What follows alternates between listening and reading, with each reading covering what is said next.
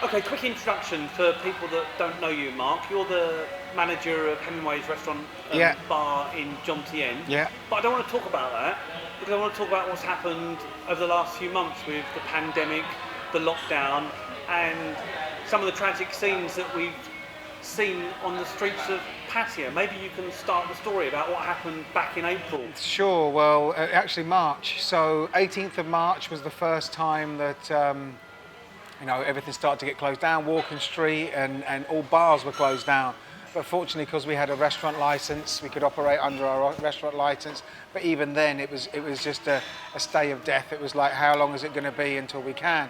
And the fact that I'm quite close with my staff, and they were expressing to me that they've got lots of bills to pay, and what's going to happen when the income dries up and there's no work. And so it was quite a stressful time for everybody. So we got through that. And then 1st, 2nd of April, I was sort of sitting around at home thinking to myself, I don't like this, I don't like sitting here. So the restaurant was closed at that stage? Yeah, absolutely. We only had 3 staff employed at that point, 1 to take the orders, 1 to deliver the deliveries, and 1 to cook the food in the kitchen. So literally, down and closed apart from 3 staff. And what was the rest of Jomtien like? Just to picture the scene. Well, pretty desperate, to be honest with you. When we sort of were going out and doing the deliveries, initially, I was going out and I was just taking my motorbike and putting 4 or 5 of these survival packs on my bike and going around and trying to find people under bridges and living in trees and all sorts of stuff. Let's come on to that. I kind of, for people that weren't in Jomtien and maybe they're back in the UK, what were the streets like? Because this town's built on nightlife and energy.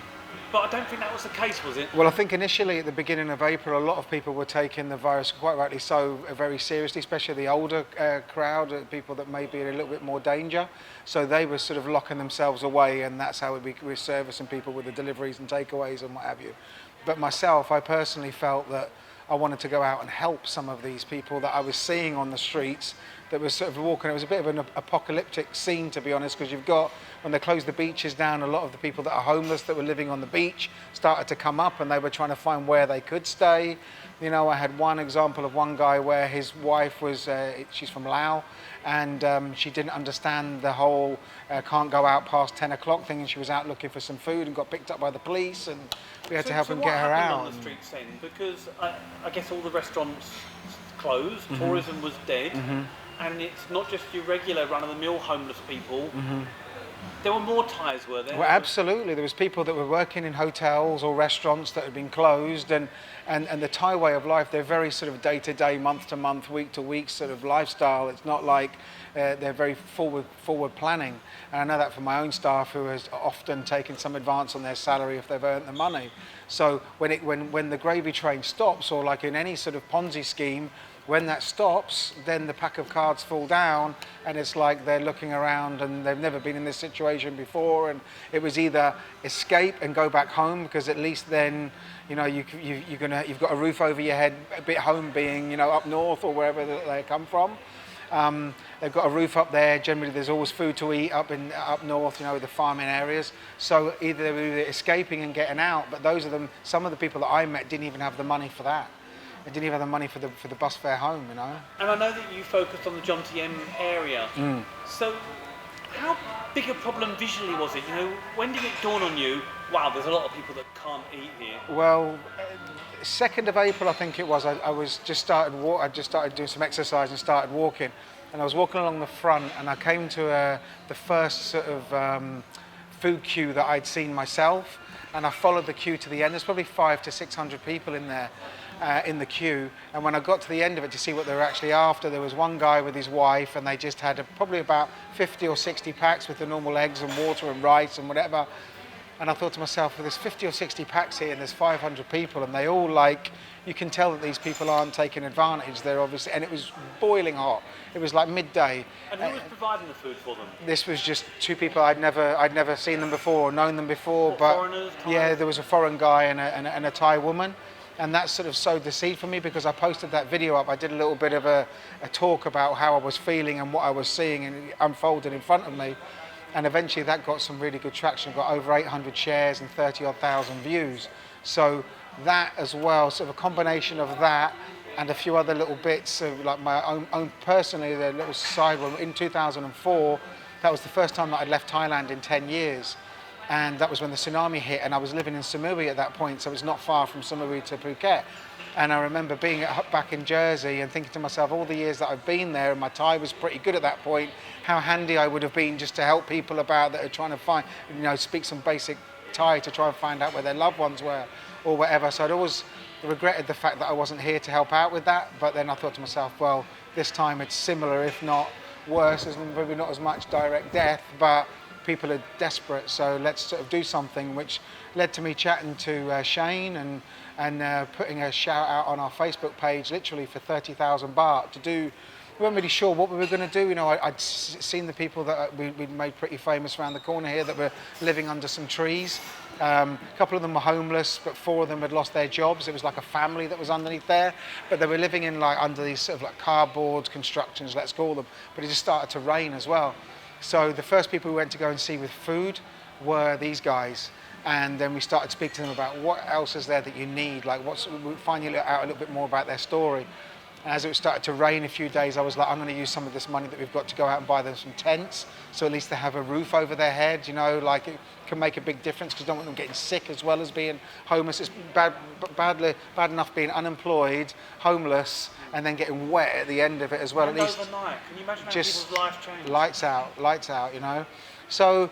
So initially we went for 30,000 baht was a target that and that was Hemingways. You done it under the we Hemingways? did it. We initially started it as the Hemingways Corona Appeal, and initial target was 30,000. A couple of the owners chucked some money and I put some money in, and by 4 o'clock on the first day we had sort of 25,000 of the 30,000 that we were going for. So me and my wife went up to Macro, spent some money, took it round to the guys round the corner. That night I started going out and trying to find people that were looking in need and what have you. So you didn't just set up a stall, you actively went looking for people? Yeah. Because over time as well, I started to notice in these queues, which I think it wasn't just me, quite a few people were, that some people were very in need, but a lot of the time some people were pulling up in expensive motorbikes with like 3 plastic bags on either handlebar where they've been to other handouts before. So I'm like, I don't really want to get taken advantage of like that, because there's people that are donating to our cause, their money deserves better. So I physically started going to try to find them. Then I contacted a couple of the charities we work with, Hand to Hand and the Mercy, to try to find out, because at that point we've been barricaded in. They barricaded the whole of this area in, really, yeah. So we couldn't even go outside anyway. You were locked down yourself. Total lockdown. So basically I asked them to tell me where are the places where people that haven't even got a motorbike or a car to come to these food handouts, where are they in this area? Tell me where they are. So they guided me, and with the help of them, we followed all the guidelines. We had face masks, we had the shields, we had gloves, we had signs telling people we were getting people to, because obviously it was really quite serious at that point. We didn't know what we were in for, Or if this virus was going to hit home. If it was going to be like a killer that was going to rip through our society or whatever. But I never really had that. The fear of it is that because I feel I'm sort of quite young enough and healthy enough. It's like someone's got to be out there trying to help these people that don't have anything. So there was a few areas that we focused on initially, up Tepasit Road, up Soi 5 and Soi 7. There's a couple of areas there where scavengers stay, the people that take out the aluminium. How many was there in that? In that village there was about 80 people. When you say village, was it a village? It's a village. It's a village. They actually live there, but the fact is that they've gone from having some income from scavenging aluminium and cardboard out of bins, corrugated iron, shacks, if you want to call them homes. But obviously a lot of these guys as well, what we were finding, they either didn't have a phone, they couldn't read and write, they couldn't apply for the money that the government was meant to be saying. So as far as they were concerned, they had nothing and they were getting left out to dry. Basically by the handouts that people were turning up for. So absolutely just... That was it. How else were they going to earn any money? The money that they earned, because they used to scavenge things out of bins. Nobody's out and about and putting stuff in bins. So restaurants aren't open. There's no bars open. There's no businesses or shops open putting cardboard or cans into. So they had nothing. Then they used to... But all of these communities you were around to see, you could actually feel the gratitude that you were getting from them. It wasn't, there'd been a few occasions where Certain people had come up and you just felt like they were just there to take advantage. But all of these communities that we were told about by the charities that work with these communities before, we're extremely grateful, and it made you feel like you wanted to go back and do more. It didn't make you want to feel like you didn't want to go back. So, for sure. Do you think during that period there were enough people helping these people? Was there enough food to go around? I think the turnout, particularly from the expat community, which is, I can only really talk because it's so enshrined in the community here as it is, and I'm not taking that away from any of the Thais. My staff, and I had some other volunteers that came in here because we delivered more than 1,500 of these survival packs around. They all have to be packed up. There was like 12 different ingredients that went into that bag, so we used to have a conveyor belt, and staff were coming in. It was on their own time, coming in and just like filling up bags with rice and then putting them all into the packs that we used to give out. So it was a proper team effort. Even the volunteers that I had to come in to help me when we started getting a decent process, and we would do it every Wednesday and other certain days. Everyone knew their place. It would go like clockwork, It was really nice to see that community spirit of everybody pulling together, though. Well, I think there was a community spirit, especially in the expat community, who were the smallest. Yeah. I don't really want to open a can of worms here, but I can't help but notice, and I was in Koh Chang at the same time, that those that were doing most of the help were expats, not Thais. Why? Well, I think that, I can only talk for myself, right? Thailand's given me a great life over the last 21 years, and when I see people in need, whether they're Thais or whether they're Westerners, I've just got empathy for people. But to see Thai people, when you know that they're pretty rudimental, basic people, the people that haven't had the lucky breaks with a good schooling and stuff like that, but they're honest, hard-working people, and they're just going through a tough time. And if anybody in their life says they haven't been through a tough time, they're talking rubbish. So it's just a little lift. Little lift. Why didn't we see Thai restaurants and Thai business giving out food? Tough one. I really don't know. It's your own people, it's that kind of.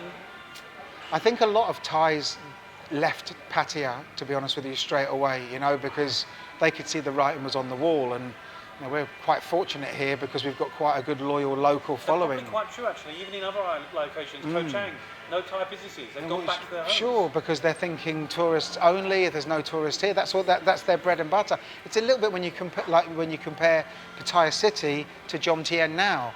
It's sort of like, I'd say probably 80% of the businesses are open in Jomtien, where I'd say about 80% of the businesses are closed in town, restaurants, bars, whatever. Anyway, how much money did you raise for the Well, initially we started with 30, as I said, and then before I knew it was 100, then it was 200, and then after 1 month, I did a video and we'd done 505,000 baht after the first month, which was incredible.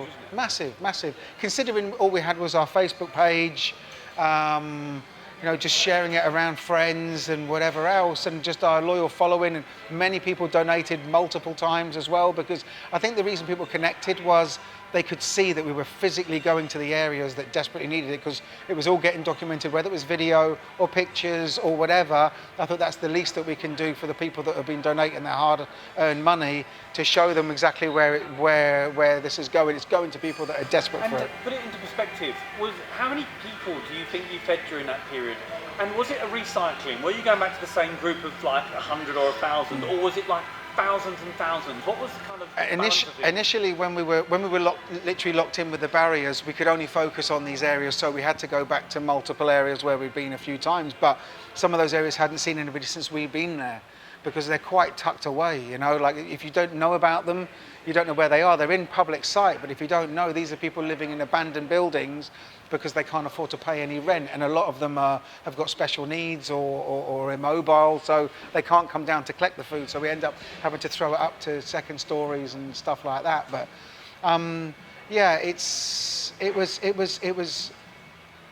it was very sad to see how society could break down so quickly, like literally like 2 or 3 weeks after the first series of it just changed just like that. But what I did notice is there was a brilliant community spirit between, and I don't want to just say the Phalang, because all Phalangs are connected to Thais, and the Thais were very good at helping out too.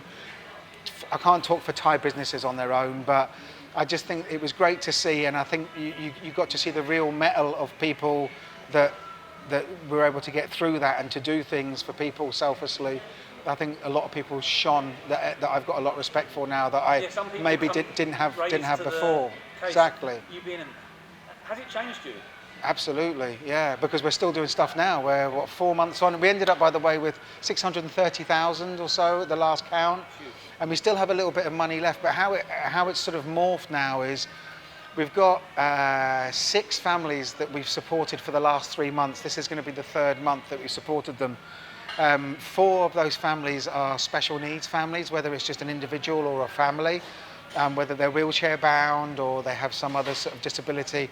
But ultimately, all these guys were working before. I'd met them in going out and handing food out and was shown them by one of my Thai volunteers, and then made a connection with them and went back to see them.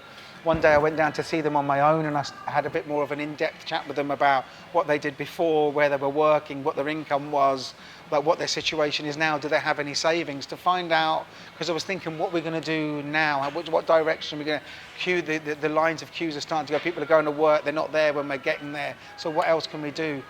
And these guys were making handmade dolls and selling them in Walking Street. So that got chopped off on the 18th of March. That's right. Even people that were going out there with good intentions to work couldn't work. And then the other thing that they were doing was selling lottery tickets during the daytime outside Big C or whatever, so they can sit there on the wheelchairs with the board. You see them out there.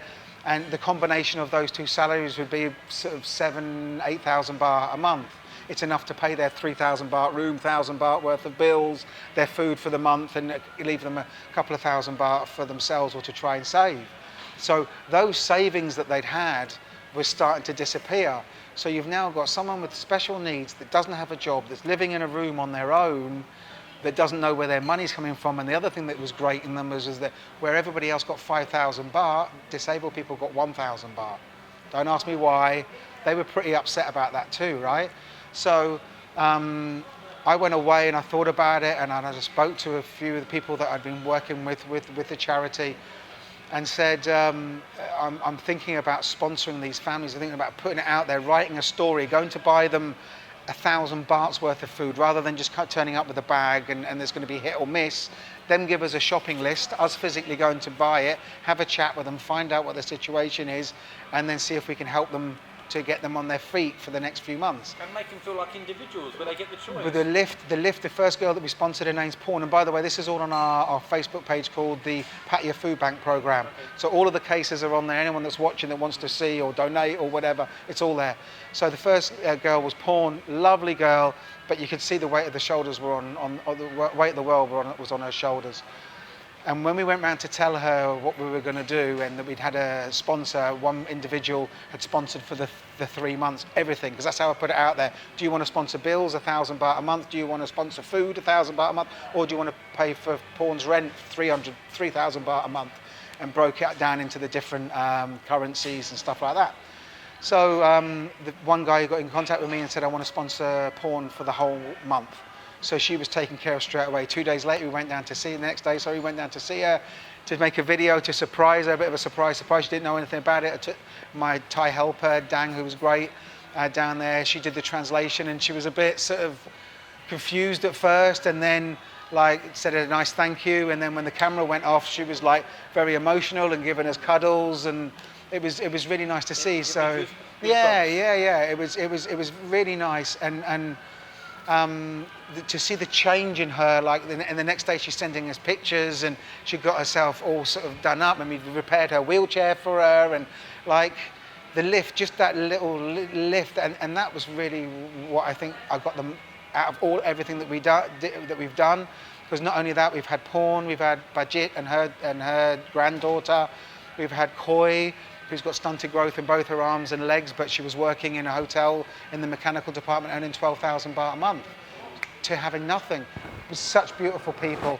And then life is tough sometimes. Exactly. And then there was a couple that were living basically in the woods next to the road down to Bali High. On the left, there's some woods in there. They were living in the woods, and I took them a tent before and given them lots of food. I've been seeing them for about 2.5 months, 3 months probably. And then I went to see them and said, if I was to pay for a room for you and pay the bills and whatever, does that mean that you're going to be okay to go out and to work?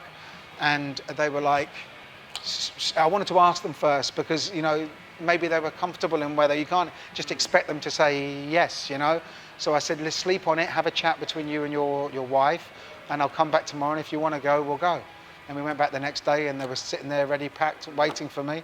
And we took them, and they got their room, and they've only been in there for a month. The rent's due in the next couple of days, so that'll be someone else that we've got on the ladder. So hopefully I can follow up with these people, and it leads to them, like Pawn, starting her work up again. Obviously she can't work on Walking Street. There's not enough tourists about for that, but they're doing more on the lottery. So it's given them 3 months to try to save that little bit of money that's going to pay for months 4 and 5, without them overthinking it or being kicked out of their room or whatever. It really puts everything into perspective. I'm going to have to wrap up now, and let's do a follow-up story. Maybe we'll go out and see you meet some of these people. Love it. You can meet some of these guys, yeah. Which would be really good. But when some of the businesses are saying, my life is tough, I have no customers, and it is tough for a lot of people, you know, this town was built on tourism. But you're talking about the people that are struggling before this happened. So when they had the carpet ripped underneath them, it's tragic. It's like people need to know about this. So I'm really glad we've done this. Is there any closing words from you? No, one thing I do want to do is anybody who donated to the Hemingways Corona Appeal, which then morphed into the Pattaya Food Bank program, anyone that's donated, I just want to say from the bottom of my heart, thank you for giving me the opportunity to help all these people. We do still have a little bit of money left, which we're going to be spending. I don't know if we're going to do some more food queues, sponsor some more families, but we're just waiting for the right time. And hopefully, you know, people can follow us on our Facebook page. The more people, the more the merrier, and join our journey with us. And I appreciate the time. Thank you for sharing your story. Thanks a lot, Dan. Cheers, mate. Thank you.